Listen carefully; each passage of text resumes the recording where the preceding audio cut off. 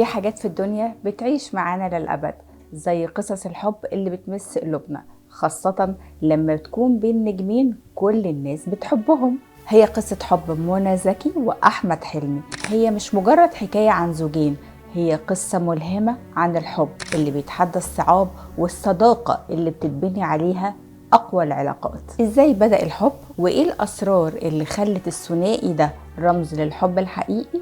تعالوا مع بعض نحكي قصتهم في حكاية حب مع إيمان القصاص. أحمد حلمي شاب طموح بيشتغل في التلفزيون وعنده برنامج كان مشهور قوي وقتها اسمه لعب عيال، لكن شكله ما كانش معروف لأنه كان بيطلع وقتها بظهره.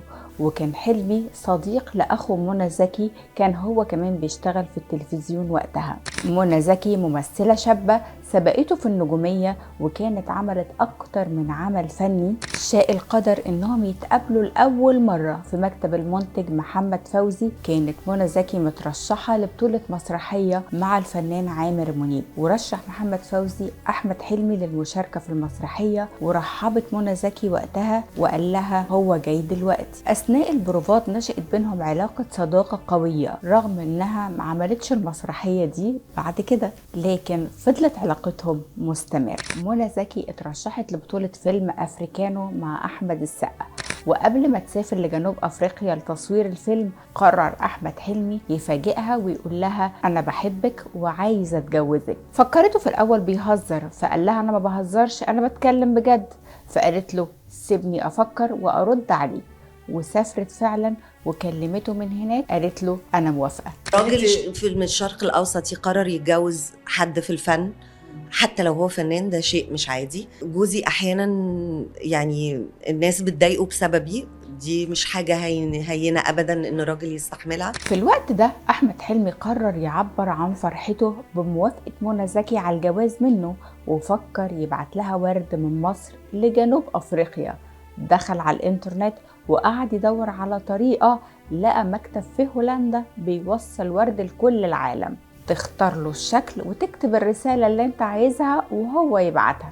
ومن هنا بدأت الحكاية اللي استمرت لغاية دلوقتي. راح أحمد حلمي يتقدم لباباها دكتور علي زكي، وكان متوتر جدا وخايف من ردة فعله لأنه عارف أنه متعلق جدا ببنته، لكن باباها عارف أن منى حبته وموافقة عليه، ولما قعد معاه حس أنه بيحبها فعلا وهيحافظ عليها، واتفقوا على كل التفاصيل اللي ما كانش فيها أي مبالغة كان متوقعها أحمد حلمي من قبل ما يروح. بس اشترط عليه شرط واحد بس، إنها تسكن قريب منهم في المهندسين، ووافق على شرطه. وطبعا أول ما باباها وافق استغلوا موافقته وعملوا الخطوبة بعدها بيومين، لدرجة إن فستان الخطوبة اتعمل في نفس اليوم.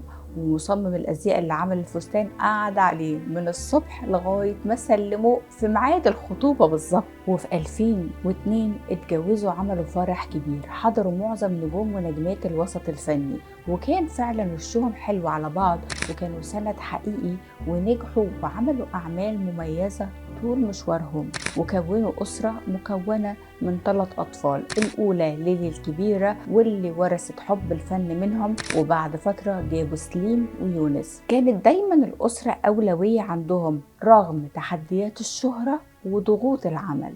يعني أنا قلت أبهت عليكي بس مش لدرجة أكل عيشي، أنا اللي بجيب العيش.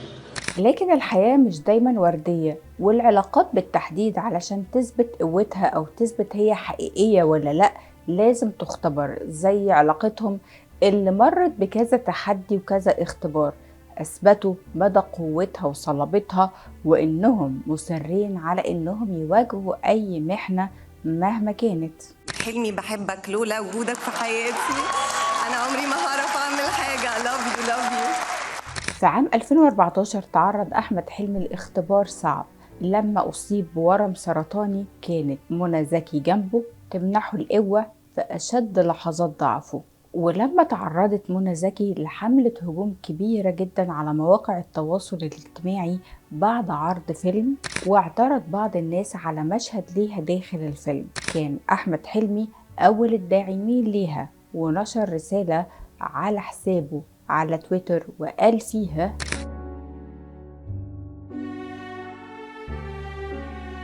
الموقف ده أظهر مدى التماسك والدعم المتبادل بينهم في مواجهة التحديات والمواقف الصعبة اللي كانت ممكن تهدم أي علاقة لو أساسها مش متين ومش قوي. مرورا بالهجوم اللي تعرض له كمان مؤخرا أحمد حلمي ومنى كانت أول الداعمين له.